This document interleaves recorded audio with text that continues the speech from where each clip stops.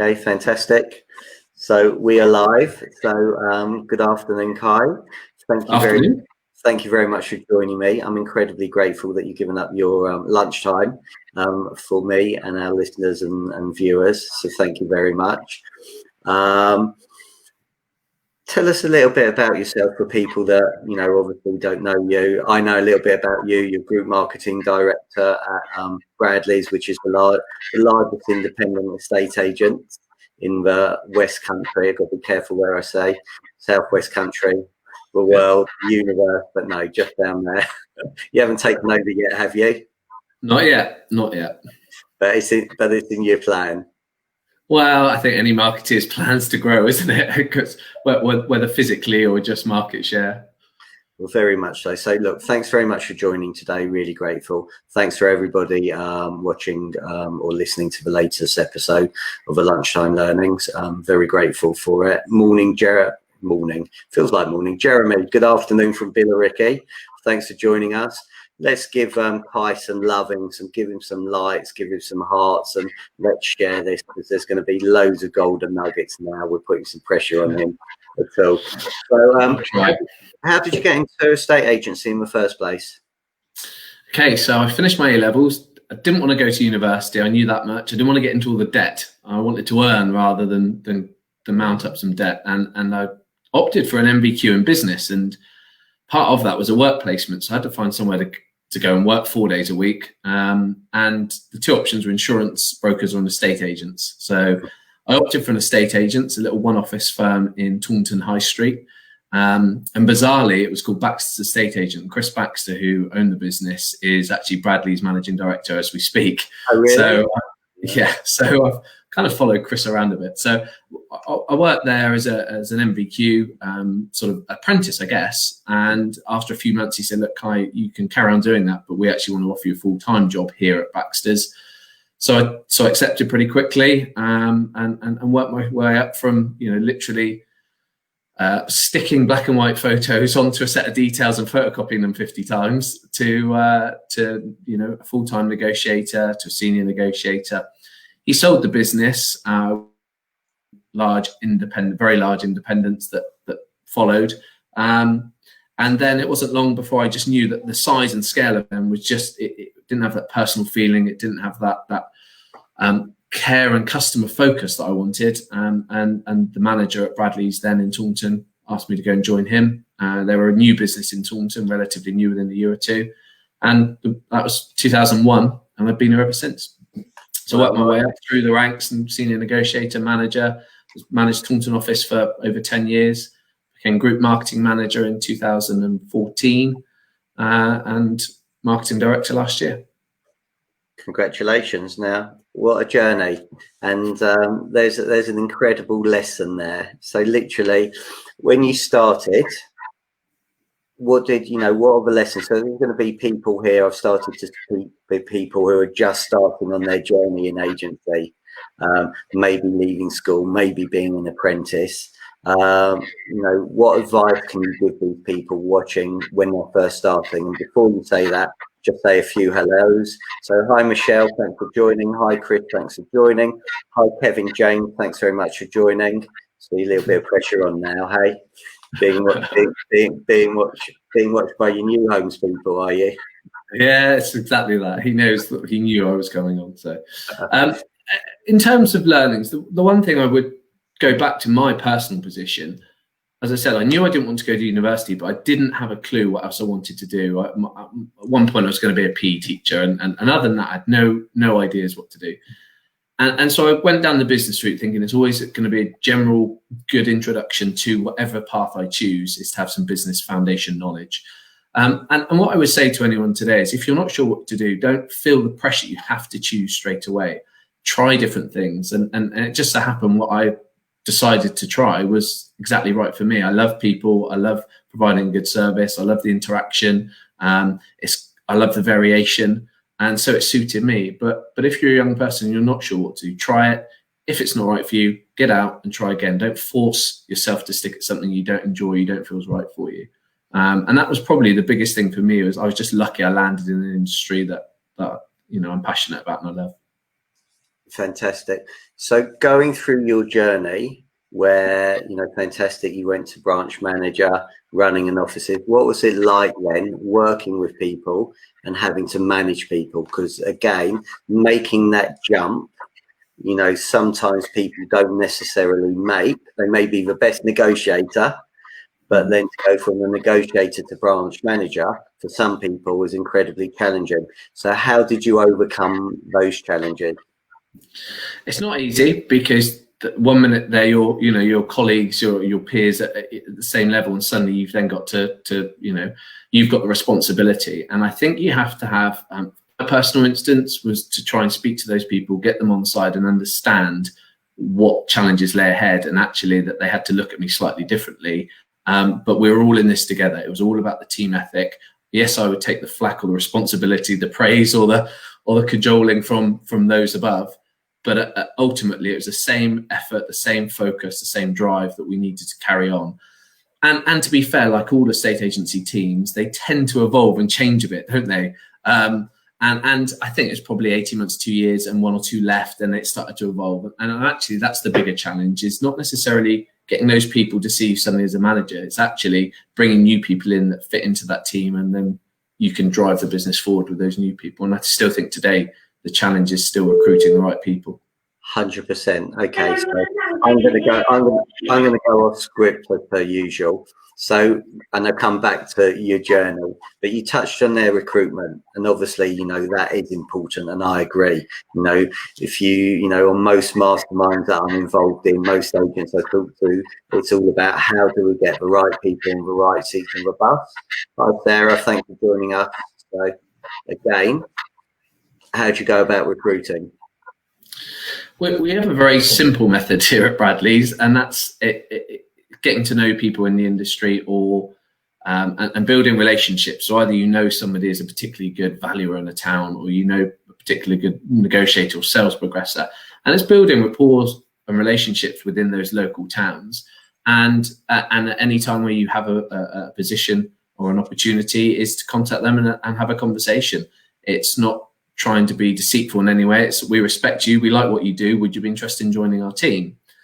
More recently, I would say, we've actually focused on non-estate agent, people without experience in the industry, and actually going, whether it be retail, whether it be hospitality, and actually feeling that we can mold and shape them into our business, perhaps, rather than trying to inherit some bad habits or it varies. It depends on the position, but I think everyone in the last 2 or 3 months that we've recruited, was probably 10, 12 people, they've all had non-industry backgrounds. And then it's about the training regime you then put them in. Okay, so I'll come on training. What sort of questions are you asking these people when you're recruiting? Well, I don't tend to get too involved, but I happen to see an email from my colleague Suzette who does, and one of her questions that she's really focused on is, what do you feel is more important, the team or the customer? And there's kind of no wrong answer there, but it's interesting to gauge, what's that person's perception? Is it about getting the team right? Then the customer comes next, because if you get the team environment right, the customer will always be looked after. So it was just an interesting thing that she pointed out to me in something yesterday.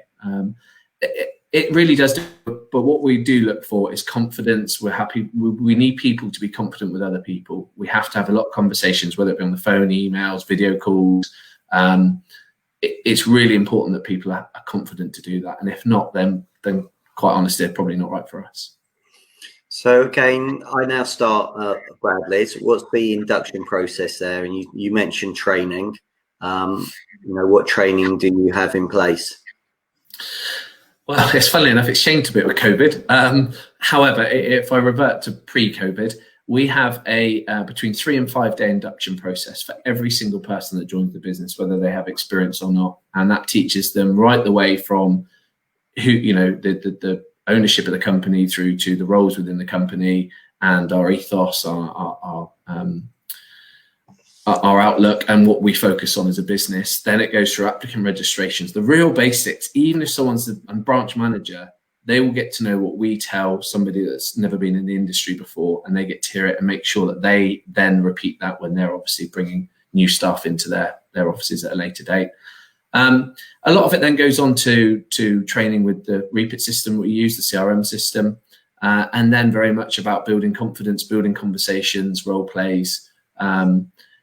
We're looking at shortening that process at the moment, and very much then focusing on more frequent follow-ups. So it might be a half-day session on just focusing on role play. It might be a half-day session on tenant referencing, or it might be and specialising those follow-up sessions rather than generically having a whole day set aside. So it's more bite-sized chunks rather than a really in-depth day of lots of information being processed. Brilliant. Can I come back to something you said previously? So when you got promoted and you've literally gone up through the ladder and done absolutely brilliantly. So you had the challenge of obviously managing up and managing down. So again, there's people watching this that have got directors managing them and you're managing down. How did you deal with that? How did you find that? Have you got any tips you can share with people? Because I know at times when I had that, it was incredibly frustrating. Everyone's got their own style, and my style is quite an open and transparent one. So if I was told, look, this isn't acceptable, these are the figures you've got to meet, or this area here has got to be improved, I would pretty much pass that message down. I might put a slightly different slant on it because you had to tailor it to the individuals that you were trying to drive and to help you achieve those targets. But I never, and Bradley's full stop is quite a transparent business. We communicate targets, figures, achievements every week from the managing director to every staff member in the business. It is about being open and honest. And I think that was my management style as well. So I would be managing downwards that way with an open and transparent approach, tailoring it slightly to different individuals. When it goes back up, it's warts and all as well. It's very much about saying, look, this is where I'm going to struggle because I haven't got that resource, or this is where we're weak and this is where we need some marketing support, or we need we need another staff member. And it was trying to be as open as you possibly can. But you've also, and particularly I liken or think back to the recession 2008. As a manager, I knew that we weren't going to go out and employ another staff member. So I had to at times make do with really low staff members. But, I'd say to my director at the time, look, I need someone. We're not in a position to go and get them. We'll make do. But remember this, when we're in position, we're going to need that person. And it's acknowledging the business level, the business side as well. If you know that you're in a recession and you can't afford to do it, there's no point in asking. But just log that point. Remember this for later on. We are going to need someone. So it's open and honesty is it. And tweaking it slightly where needed to individuals. Okay, lovely. So branch manager, director, marketing director, group marketing director. How did you get involved with marketing? Well, the truth of the matter was we sat around the board table. The marketing manager that is still in Bradley's, but just wanted to come away from marketing and focus on running her branch, or running a branch, which is where she came from. And it happened over our annual board meeting. And as a group marketing manager, we were fortunate. There's a few regional managers that are allowed to join the board meeting every year. And I was one of which. And they basically said, this is the situation that's arisen. Who wants to step up to the plate and deal with marketing? And I'll be honest, I didn't volunteer. It kind of went around the table and there was eyes looking at everyone. And then it was like, actually, Kai, you're the man for the job. So I confess I wasn't jumping up and down saying me. But from that moment onwards, I haven't looked back. And I've been really blessed with the guys around me, and the team here have really put me through a lot of support. I went out and was able to learn a lot from different industry groups within the field. And I've got to say that was a huge part of my learning and development was to be able to get out there and learn and thrust myself into everything marketing, what's out there in the industry and particularly with prop tech becoming such a big part of it, being able to go find out all about that and see where we could utilize it best here at Bradley's. So what companies did you go and see and spend time with to look at? Well, a lot of which I guess came to me, because as soon as you put marketing manager, every Tom, Dick and Harry seems to approach you, particularly when you've got a reasonable sized business. there's a lot of different suppliers that I've met with over the years, and it would be usually industry events, which obviously we're sadly lacking at the moment, where I really probably learn the most, because you not only see their stands and their stalls, and you have conversations with people and get demonstrations of them either there or at a later date, those rapports, and you know who you can kind of just have an honest word with and say, look, you know, your product's great, but this is wrong, and this is wrong. They'll take it back and or tweak it or evolve it so that it suits our business. And those that just have a, you know, off the shelf product, that's it. Okay, well, it's either good for you or it isn't. And I've built a lot of good, meaningful relationships. Simon Whale at Kerfuffle, obviously. Yeah. Damon Bullimore at Brief Your Market has been a large part of that, and very close with those guys. There's a whole load of them, but and you know, still to this day, some that we don't use their products, but we still have regular conversations with. But I would say that it's really important to get involved in those industry, when we're allowed again, those industry forums, seminars. I think they're really, really valuable.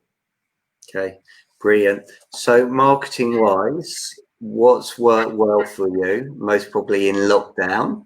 You know, you must have decided, I'm sure you have a marketing budget, and also you've also had, you come up with your marketing calendar most probably 6 months before the year anyway, and then it just gets thrown out the window. So what did you do differently? What did you change as a result of the lockdowns and this uncharted times we are in?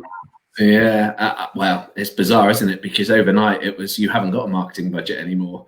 You know, we can't justify spending money just yet. Let's see what pans out. And so you looked at what we were already doing. We had our portals, we had our social media was probably the biggest part that we focused on as a free channels to advertise and market to, and our website. And they were the three areas that we thought publicly. Everyone is in lockdown. They're still able to go online. And obviously, we now know they went online even more than they ever have done before. They use social channels more than ever before. And our website was, or is, the start of everything. So we have a campaign, we have a message, we have a promotion. Then everything starts on our website. Then it feeds out to our social channels and beyond. Portal products can help with that to a degree, but we tend not to really focus on them. We tend to focus on more what we can control and where we feel that we can source more buy-in to Bradley's and our ethos and our customer messages. And so I would say the social media side of things was definitely a big win in the lockdown. I think a lot of our industry found that. And obviously, the longer the lockdown went on, and the more we started to grow a little bit in confidence as an economy and activity-wise in our industry, the more I could do, the more we could spend, the more we could target people. And we invested quite heavily. My assistant, my colleague Abby, we really focused her on her increasing her learnings with social media, and that's just paid dividends this year, and continues to now. I mean, we're all learning stuff every day. So I don't think there's not a golden nugget I can give you to say that is the one. If I had to, I guess maybe social, but what I would say is it's about all of your different mediums having a consistent message about what brand or promotion or campaign you're running, and getting that consistency across, whether it's print, digital, social. That's the key for me. Get that message across everywhere consistently, and that way, whether you're potential vendor, potential landlord, buyers, see it on social, see it in a flyer, or see it wherever it may be. It's that same message that drip feeds, and it's usually 5-6 points of contact that triggers them to contact you. So keep that message consistent is my advice. So I think you're spot on. It's everything in combination rather than in isolation that works. Hi Stephen, thanks for joining us. Hi Grant, thanks for joining us. Very grateful. You talk about consistency. So is consistency daily, 3 times a day, once a month, once a year? Consistent is what you can attribute to whatever it is that you're trying to do. So for example, social media, we don't have a plan that we say we must post 3 times a day. What we do say is we must post regularly, and ideally that would be once a day at least. But more importantly, we would have certain campaigns running constantly. So we might have a sponsored campaign that's running for 2 weeks. we wouldn't have a gap then. We would have to have something that starts to overlap that before one ends, another one begins. And this year, a lot of that's been about video, about our immersive tour offering, and quality homes, and marketing, great pictures, great video, great tours, and being seen as the one that's got the best quality marketing. So if you are thinking of selling, buying, letting, you're drawn through the quality of their marketing. And that's been very much our message that we're trying to promote. And it's very easily done these days because of the channels. When we started using video 5 or 6 years ago, and we were asking the portal websites, we need your platform to host video far more more easily accessed. It needs to be a better platform in which to promote video. They just didn't want to know. And suddenly this year, lockdown happened, and they're suddenly like, oh, look, we do video now. We've got tags saying video. And we're like, wow, okay. Amazing. And I get that. Yeah. And it was, that's fine. That's great for us. But we're already there. We built our YouTube channel, which is phenomenal, and socials, whether it's Facebook, Instagram, Twitter.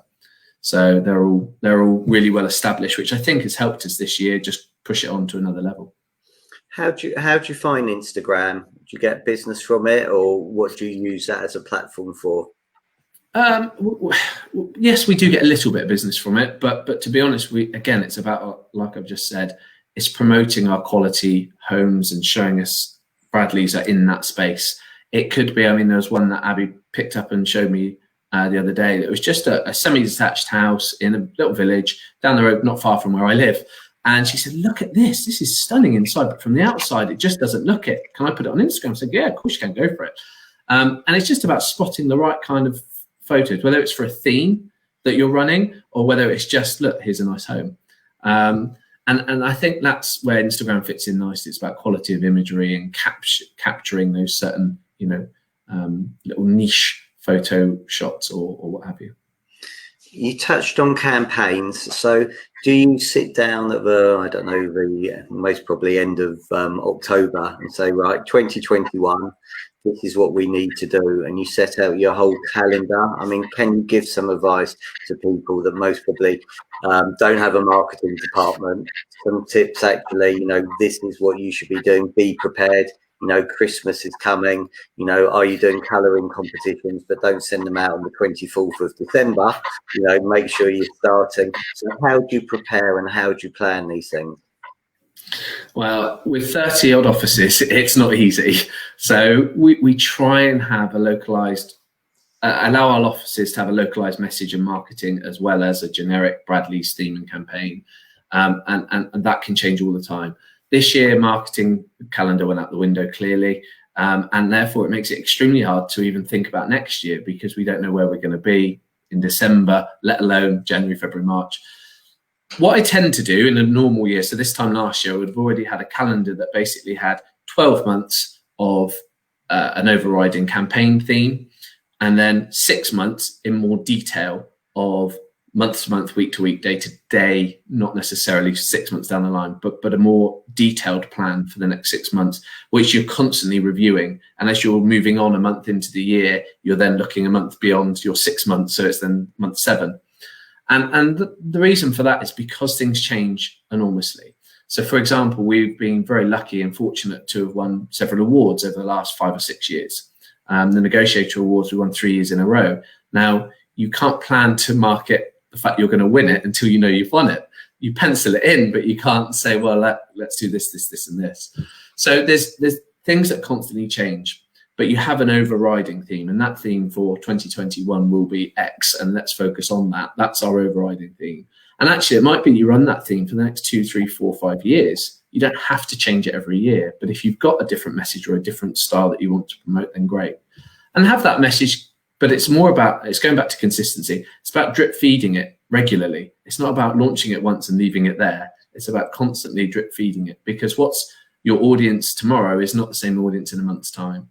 So keep posting. Actually, that's an interesting point with audiences. How do you market yourself to different audiences? Whether it's the older generation here or the younger generation there.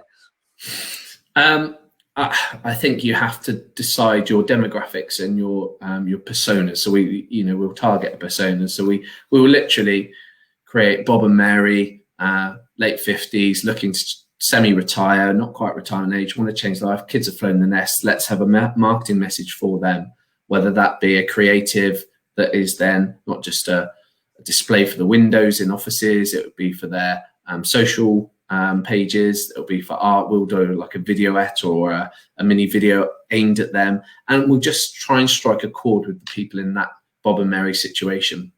We'll have the same for Tom, who's just got promotion at work, he's single lad but he wants to get on the property market, or he just wants to buy his first investment property, so we'll have a different message for them. And it's about creating all of those individual movers, and I think you could probably put into 5 or 6 moving types that you really want to target, and then just hone your messages around each of those. And every time you're doing a campaign, you have a slightly different message for them if you want to, or you could just have an overriding message if you wanted a sort of more brand level campaign. Okay, thank you. So again, for people watching this and they want to build their YouTube channel, how do you obviously started from nothing? So every winner was once a beginner. How did you start building this up? How do you start building your followers up on Facebook? How do you start building your followers on Instagram as well? Any tips on those, please? Well, we're not actually the biggest, most active on. We're very active on social. We don't have the biggest audience, and the reason being is I don't believe in buying an audience. I believe you want an organic audience that's engaged with your content. So I know other companies that might have tens of thousands of Facebook or Twitter followers or Insta followers, but they'll do a competition every single month giving away products and prizes, and that's fine. But to me, you get a lot of people who aren't necessarily engaged with your brand. They just like freebies potentially. And so I think you've got to give value in whatever you do. So of course we post videos and tours, I've said about that, but actually what about home moving tips? What about preparing your house to sell? What about preparing to let out your first investment property? What steps should you take? So it's not, and also in addition to that is a market commentary. We believe that most people will read a press headline in the Nationals or on a national website and say, oh, the housing market's dropped. Well, actually in the Southwest, it hasn't, it's gone up. So it's about giving, whether it's localized towns and counties or whether it's about the whole of the West Country, it's trying to give that market commentary and giving some value to your audience. And I think the key is to just, again, cross-post on every channel. You might have a slightly different message for different channels, but generally speaking, if you've got a message to get out there, put it on everywhere. Don't just confine it to one channel. YouTube's a difficult one because for us, it's about quality video content. So our YouTube followers aren't great, although they've doubled since lockdown, bizarrely. Well, not bizarrely, as a result of lockdown and people being online more. But we focus more on our website. So again, we want our website hosting that video, and we'll drive traffic to there rather than drive it to YouTube. Now, if you really want to focus on YouTube, you might turn around for the next 3 months and say, actually, let's drive everything to YouTube to grow our awareness online. And you could do the same with any one channel. Okay, so attracting vendors and landlords, let's face it, that's the most important part of this business, because without them, we're stuffed. Yeah. So again, what are your marketing messages, if you're kind enough to share, that have worked well? And if you don't, that's absolutely fine. I'm sure the audience here will totally understand. But I don't think there's any great secret in it. I think it's about if you have a genuine USP or you have something, a different offering, you've got to tell people about it, but tell people about it and why and how it benefits them. So it's all very well saying we're the largest independent in the West Country. Well, what does that mean to them? So what? Yeah, at the end of the day, did you know that all of our 32 offices are computer linked so we can match against any buyer or property that you might be interested in? That there may have a benefit for them, but telling them you're the largest doesn't have any benefit to them. Telling them that you've won awards, well, that's nice. What does that actually mean? So you've got to go a little bit further and tell them, your benefits. There's a lot of estate agents focus on market share. I'm not convinced that the general public give too much about that. I think they're vastly more impressed if you can show them, actually, this is how we present our properties. We do some whizzy videos with drone footage if you've got a nice, country property. Actually, we do a fantastic 3D immersive tour. These things are fantastic because you've got such a big online audience. You're going to get far more traction using something like that. showing them, but explaining why that's important to use those tools. Fantastic. So what about you? You talked about going off and seeing other businesses. What did you do to train, to learn, to carry on improving? To going from that apprentice to literally group marketing director. I'm fairly competitive, so outside of work, I'd like to take it more so when I was younger. Took part in a lot of sports, and I think that natural competitive nature drives you in work as well, or it certainly did me. So I'd always want to try and pit everybody else to targets and exceeding them and beating my colleagues at numbers. I was always driven by that. In terms of personal development as well, I think I'm not much of a reader. I'll probably read 1 or 2 books a year. I'll try and get a beach holiday in if possible, and maybe read a book on the beach or something.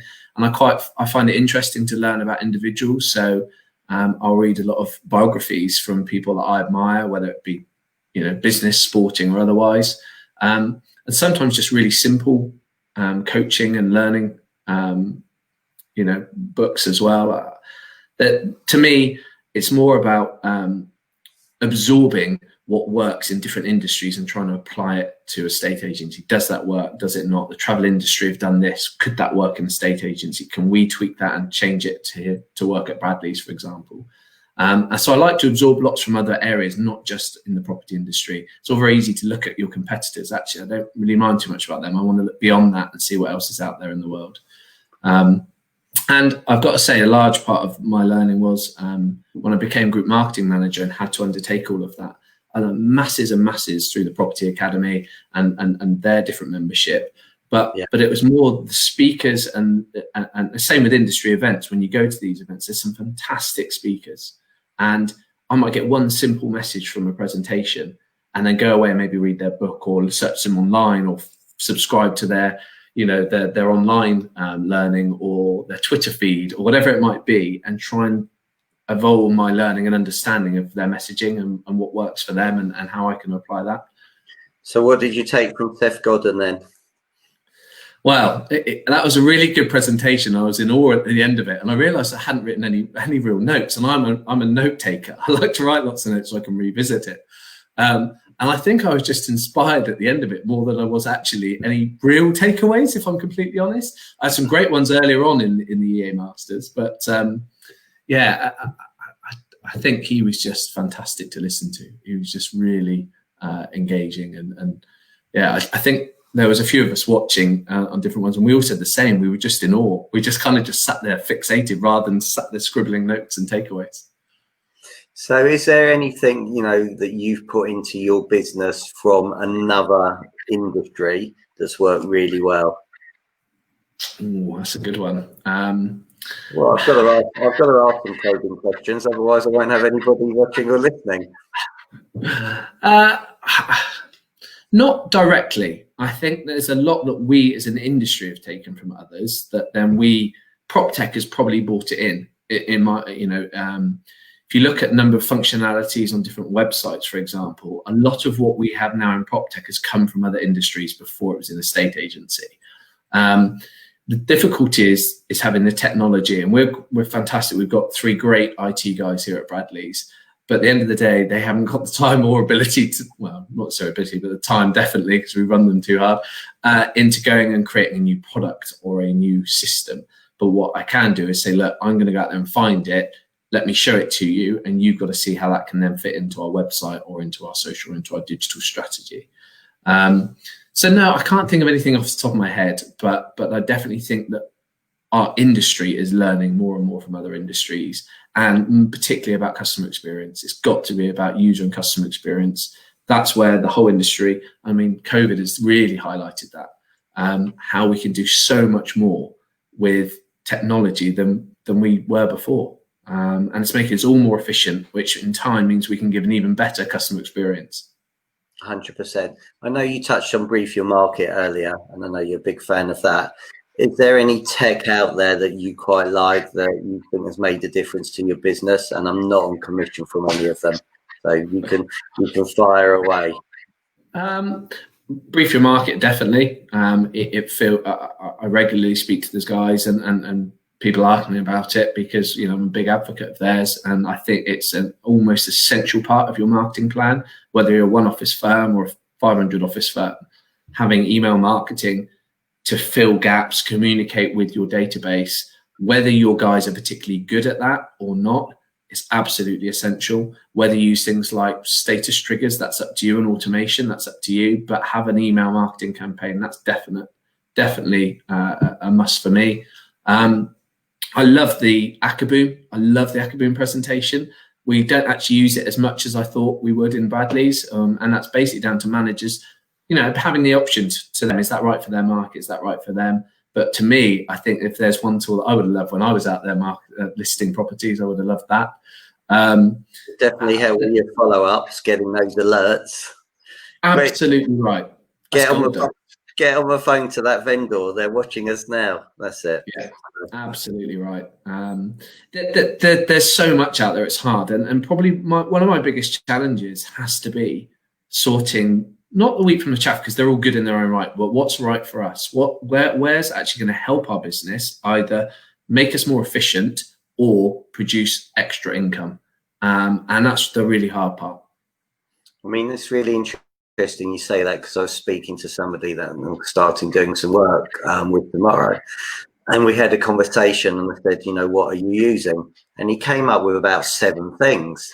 I said, well, do you really need all those 7 things? Are they going to benefit your business, or are you just overpaying on it? And actually, I think you hit the nail on the head. It's choosing what is right for your business and what's going to give you the correct return on investment. Because if you're not getting the correct return on investment, then, you know, why are you having this shiny thing? It's got to be what's going to be best for your business and what's going to earn you money. I think also you've got to add in, from our perspective, because again, the size and the complexity of all the different offices and the technology we use, it's got to work within our CRM. The moment you add some technology or software, it has to make us efficient. There's no point having duplicate entries for everything, because this technology is great over here. Oh, but actually it just means we're going to have to add that back into this data to somewhere else. That's creating more work, not less work. So it's a big part of what we do, is it has to fit in with our CRM system in some way, shape or form to make us, you know, make it attractive to us. And I'm quite honest with most suppliers at the start. Do you have an integration? Can we work with foundations? Where are you with Repit? Because Repit is the CRM of choice. So, you know, that's often where I start with most suppliers. And if it's a no, then okay, well, speak to me when you've got it. Fair enough. I'm really grateful for your time. So one final question. If you were starting today, yeah, what would you do differently, knowing what you know now? Cool. I would go all out with even more marketing, harder and wider than ever before. I was always I wasn't conservative with marketing, but I just didn't spread my wings as far as I should have done, particularly when I was managing an office. I just felt we'd stick to the same 2 or 3 things that seemed to work. You could kind of monitor it, and I would just be really, really hard and fast, pushing out some serious marketing in lots of different areas. I'd be all over social in particular. Social and search are the 2 areas I believe have got the biggest growth in our industry.